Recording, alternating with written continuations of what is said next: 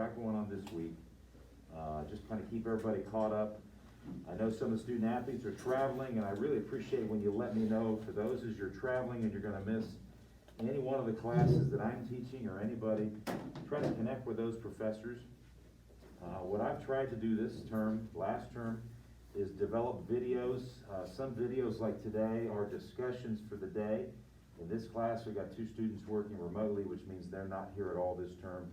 And then with so many coming in and out due to either accommodations or athletic travels, I'm trying to do weekly videos to help people know where we are during the week. But also every assignment has an assignment video. So if you were to go under the professional resume assignments, you would see that there's a video, which is me describing the assignment, the success fail assignment. You'll see a video there where I describe that specific assignment, the professional communication assignment. So the more significant assignments, I've actually tried to do a detailed video of those for you. So if you miss that day the assignment's given, you can always go back and reflect on that particular video, and you can listen to the expectations, you can look at the assignment document, and you can kind of coalesce those 2 together. So I've done those for this class, and I'm doing those for the marketing and the leadership class, really to try to bring those courses into, in some regards, into where we're moving to with more online higher ed. Let me look at the schedule with you all. If you want to go to the schedule for a minute. Today I want to talk about professionalism, and that's just the last 15 or 20 minutes of today's discussion, which really focuses on the things we're learning from the class and from the articles that we're reading as you're preparing that assignment that's due tonight at midnight. I'll talk about that, but this week then is your graduate school week. On Wednesday, we'll have an entire discussion on the graduate education, the value of graduate higher education, how to get in grad school, what's the meaning of grad school, what is the marketplace's view of grad school, and how can we better prepare ourselves to align for grad school. I know some of you have desires and interest to go to grad school. I know of no less than 2 or 3 of you that are already applying. Some of you are looking for GA positions, and I think there's even a couple of us in here that have already been accepted to grad schools. And so, particularly for those of you that are either applying or accepted to grad schools, you can certainly share your experiences with the rest of us in class. Wednesday's the day to do that. But also you have a grad school assignment, and I gave that last week, and that was to select any graduate program that you would desire to attend and kind of do a logistical analysis of it, prepare a little submission into Blackboard, but then I'm going to have you speak about it or talk about it to the class. So it's not a presentation, you can actually do it from your seat, but you're going to share or report on the particular program that you are investigating. And so I gave you in the assignment document a whole list of things that were needed to be kind of investigated: the cost, the number of hours, the thesis, the non-thesis, the discipline of the degree, the type of degree. Some degree programs around the country have a premium for application timing for that, or acceptance. Others are open-ended, and you can go year-round and report on whether or not it's an online degree, or it's a hybrid, or it's a traditional FaceTime degree. So all that information comes out of that assignment document, if you just would refer back to that. But that assignment, the graduate school assignment, is due Wednesday. And then Friday, we're going to have Maria Kithgart, who's one of our executors of our NGU grad school. She will be coming in and speaking. So I want all of you here on Friday. She's going to talk to us at length about how to get into our NGU grad school, some of the degrees that we offer, the value of that, and then she'll be able to answer your specific questions that we have. For those of you that may want to stay and do an MBA with us or a master's in another area and continue your sport career or pursue other endeavors, maybe it's a GA with athletics, she'll be able to kind of address that and help you with the application process. And then next week, we go into a little bit more of our professional development. I'm going to talk about the research projects portion of the annotated bibliography next week, and we'll do an activity on spiritual gifts, and then developing our research questions. And then from then on, after next week, we're pretty much relying on the 3 big assignments we have, which is the professional communication assignment, your major research project, and why people succeed and fail. And again, in those schedules, you can see where you're scheduled to deliver that. The presentation days, the 1st of March, we're gonna go in alphabetical order. The same thing I did in the middle of March for your professional research project, and I'll probably do the same thing on the back end in April for the succeed or fail. And as we get closer to those, I'll keep speaking to those, but my expectation of you is that you are continuing to pursue each of those projects. There was an assignment document given to you on those. Obviously, the professional communication is the first one. You're writing a report about that, so it's not so much a professional presentation as it is you're going to report on that. And that's a fun one where you get to interview and look at stuff simultaneously and put it together. The professional research presentation, that's your big one, it's worth 30% of this class. That has to have a real nice PowerPoint. That's the one where you need to invest the most time. And as we look at developing research materials in your annotated bibliography next week, that material will help you prepare for that. But in the interim, I would start looking at materials per your specific topic that you selected. The pass-fail project, the succeed or fail, that's a fun one that you can do. And if there was any one you would push off till the end, and I don't recommend that on anything, but that one is one you could push once you've gotten your research presentation done near the end, although some of you might be presenting later in the month of April, and so you may not want to. And then we'll finish with some internship stuff and we have our comprehensive exams. That kind of rounds out the end of our semester. Look at our schedule. Again, I'll stay on that. There are a few remote days, those blue days on April 17th, and then 24th and 26th, I'm giving you those days to really work hard to finish that communication project. That's a good way to get us into that. So the time that I give you remotely to work on something, I would be very hopeful with expectation that you'd be working on those kind of things. Now, is there any questions about where we are today and where we're going, at least in the next couple of weeks? I want to make sure we're all on track. Okay, let's talk about professionalism. The assignment was to review a series of articles. Now, that's not due till midnight, so you have plenty of time to finish working on that and write up a small report on that. But the application of the report is probably the most vital aspect. It's a personal strategy. How can I develop more professionalism in me? So this is a chance for you, Corey and Dawson and Isaac, to apply the materials to my own personal life. And so what the things that Corey may discern are going to be different than Taylor or different than Nick. And so this is very much a personal application strategy for you on how can you develop increased professionalism in your life.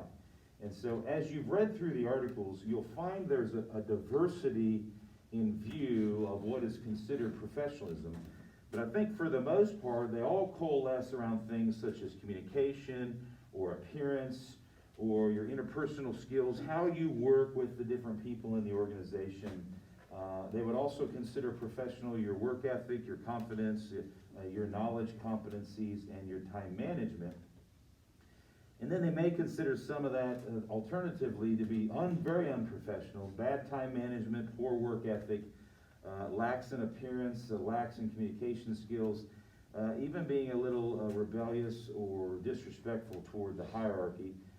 But even such things like being unfocused in your work, spending too much time on your phone or your devices, being disorganized, and sometimes a sense of entitlement can also come across as very unprofessional.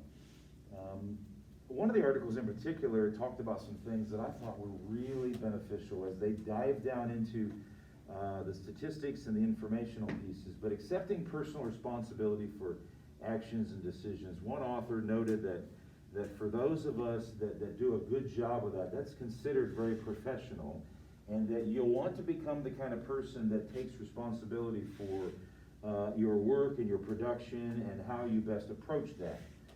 Also receiving constructive guidance. I wouldn't say always criticism, but constructive guidance, constructive input, constructive etiquette input. So why do we do the etiquette dinner in this class? We do the etiquette dinner, and it's something Dr. Johnson valued a long time ago, is that we have to learn how to how to better be prepared to manage ourselves professionally when they do take you out to dinner, or when you have the opportunity to take other clients out for a meal. Your views of time management and skills, your views of things in the work site. It's not just always production that's considered professional and unprofessional, but also your perspectives. And so there's times and places to share your perspectives on things, and then there's times and places when you basically hold your tongue, and you don't. And so I remember in the book of James in the Bible, we are to be quick to hear and slow to speak in many situations in life, and slow to anger. Well, God gave us 2 ears to hear and 1 mouth to speak, so some would say, well, he wants you to listen twice as much as you speak. But more importantly, there are times when we should not be sharing our input or our candid responses or our candid nature about things. And in the work site, you have to be very careful. That's why I always tell you, try to understand the culture of the organization you're going into to intern, or you're going into to work for, or you're going into to do the grad school. Try to figure out what the organizational hierarchy and the culture is, so that you know how to temper your responses and your communication, so that you'll be successful, but you'll also contribute to that organization.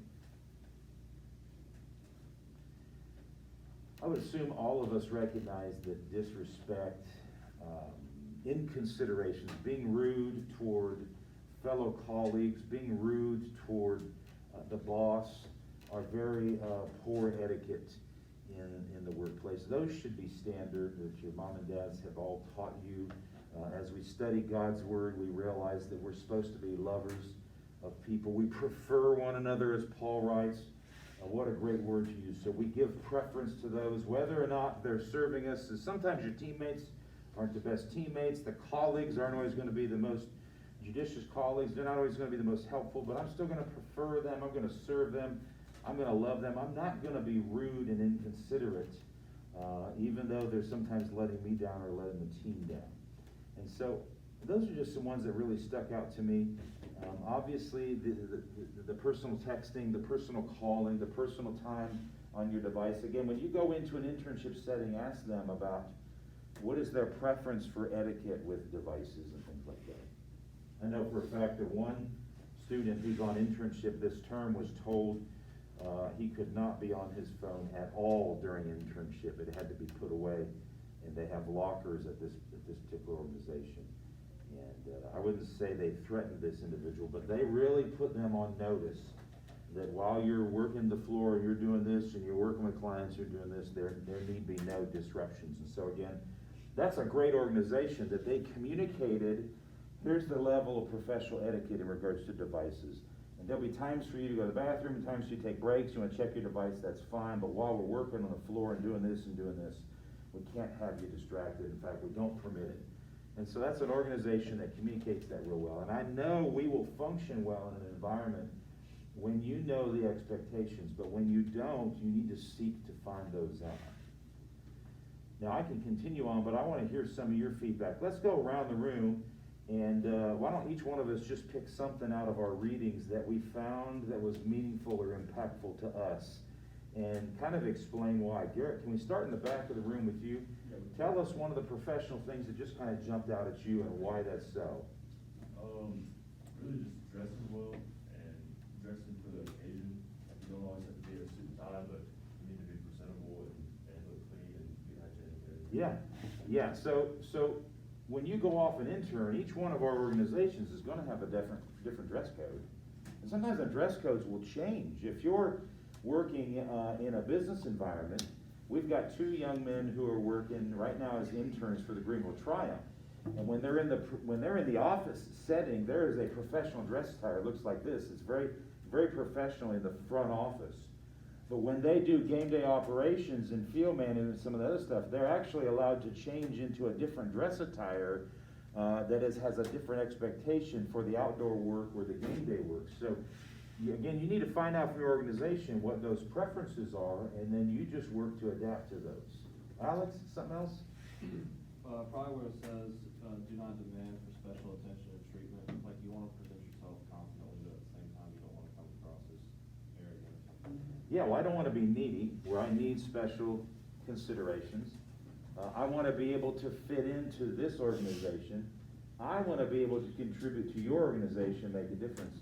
So you don't have to make considerations for me. If anything, I need to adapt myself to this organization. Dawson?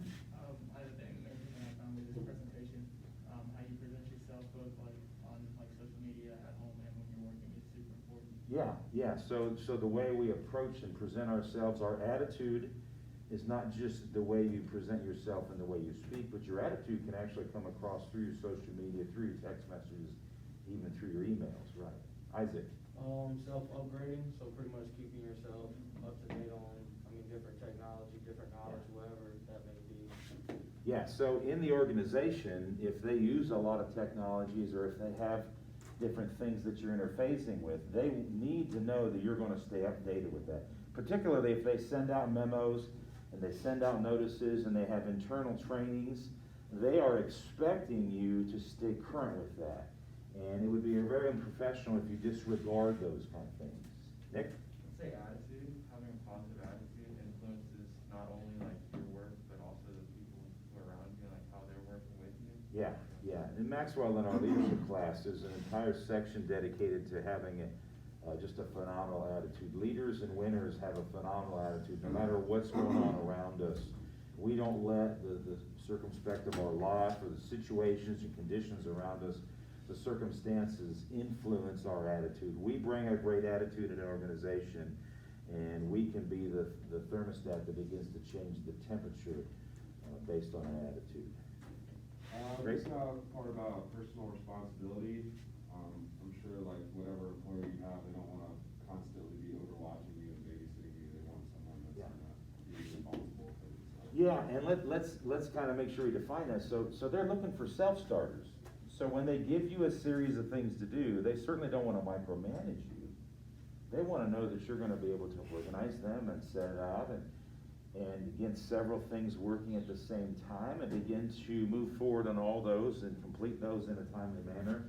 And they don't want to have to assist you tremendously. Now, if you have questions and you don't understand the expectations, the way of submission, the way of completion, how it's communicated, then it is absolutely okay to go to your colleagues or your supervisor and ask for clarification or discernment, but they really do want to know that they can give you a series of things and you're going to run with those balls. I remember when I first started, I graduated with my master's degree and I became the fitness director of the Albany, Georgia YMCA. And when I got hired the first day, the CEO of the YMCA told me something along the lines that, Jeff, if you can figure out to bounce many balls at one time and keep the balls bouncing, the more balls that you can bounce effectively, basically the more that you can manage, the farther you will go in the YMCA system, because they're always looking for people that can manage multiple aspects of programs and facilities and individuals, memberships, things like that. And he was right. As I spent several years working in the YMCA system, when you got good at managing one thing, try to take on another thing, and when you get good at that, keep adding to that, and you're basically multiplying yourself across those things. Chanel? Just being able to adapt to different situations and stuff. Yeah, so we want to be flexible, not set in a rut or set in our ways. And when you go inside an organization, many of those things that they're doing might be familiar to you, but sometimes the way they do them or how they approach them or their manner of completion, there will be changes that you'll have to incur, and you're going to have to be able to adapt to the settings and the situations of life. And I love in the Pauline literature in the Bible where Paul writes in a couple of occasions, he says, I became a Jew unto the Jews. I became a Greek unto the Greek.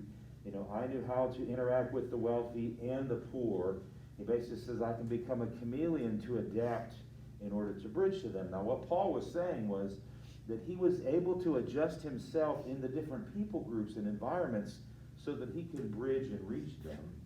You and I need to be very flexible enough when we go into an organization to adapt to the organizational climate and the expectations.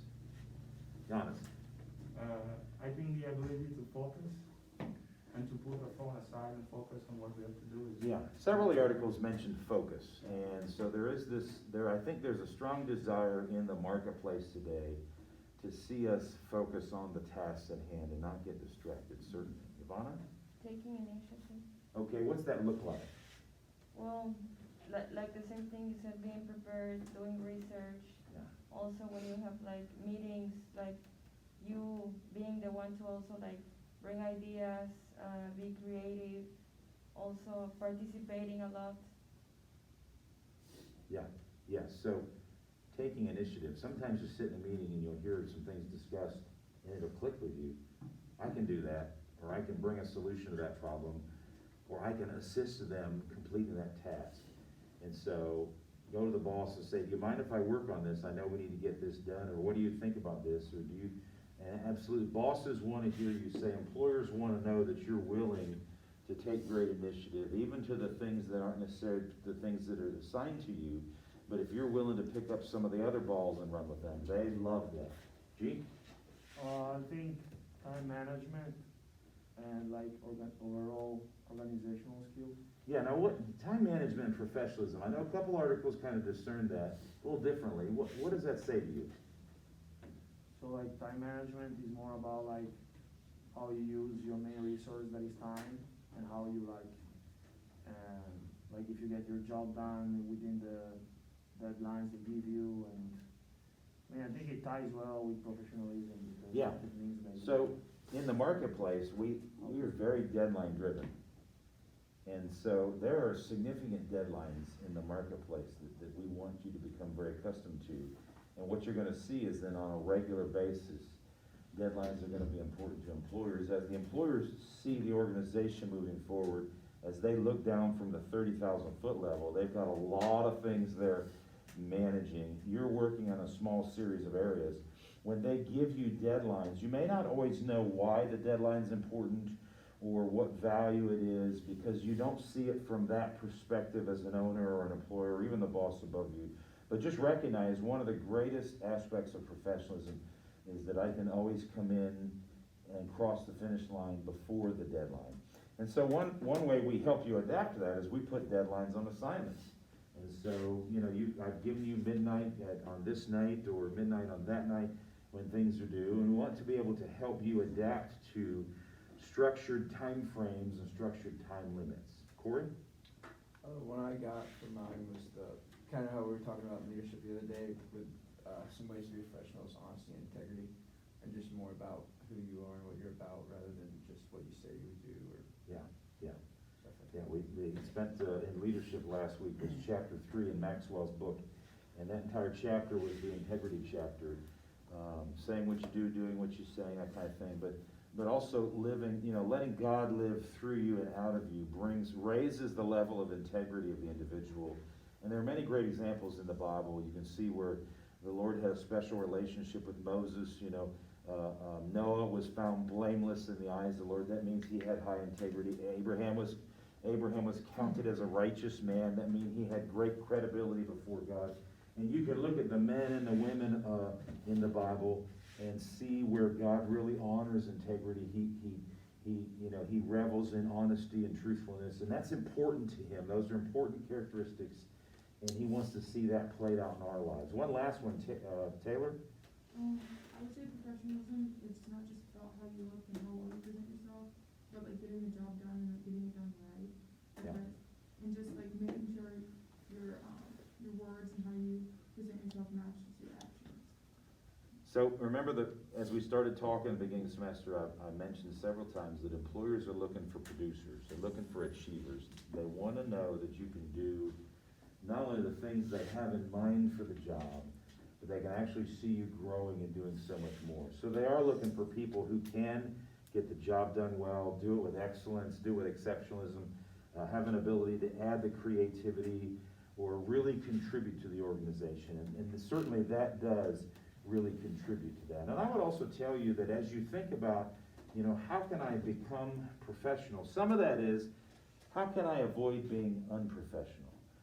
So maybe my car is messy and I just need to clean my car up, because you just never know when you're gonna have to give a colleague a ride in your car, you've got to pick somebody up at the airport, or you've got to go and transport some people or something like that.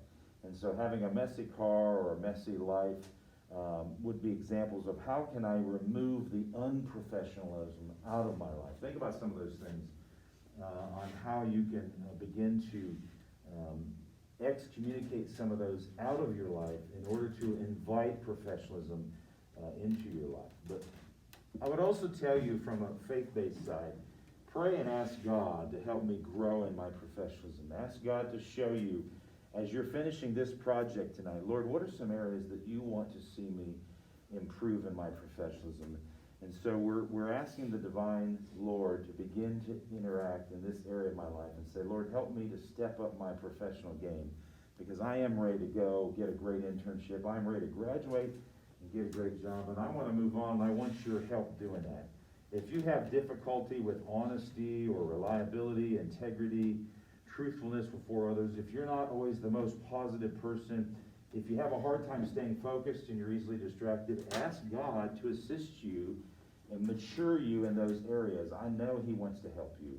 And so certainly that's important. As you're writing your report, don't be afraid to integrate the faith integration side. That's always greatly appreciated and encouraged here at North Greenville. Anybody else want to comment on anything else they got out of the professional articles? Anything else in particular? Make sure that your report tonight is specific to you. This is a personal strategy for you to best approach this. Okay. The grad school assignment is due on Wednesday. Make sure you're working on that. If there's someone in here that hasn't selected a program, I am looking at one in particular that I would like to have researched, and if there's someone in here who hasn't selected one, I want to forward some information on a particular program for you. Otherwise, make sure you have that done by Wednesday night, but in particular, so we can talk a little bit about it Wednesday and again on Friday. Otherwise, you're dismissed. Have a great day. I do want to see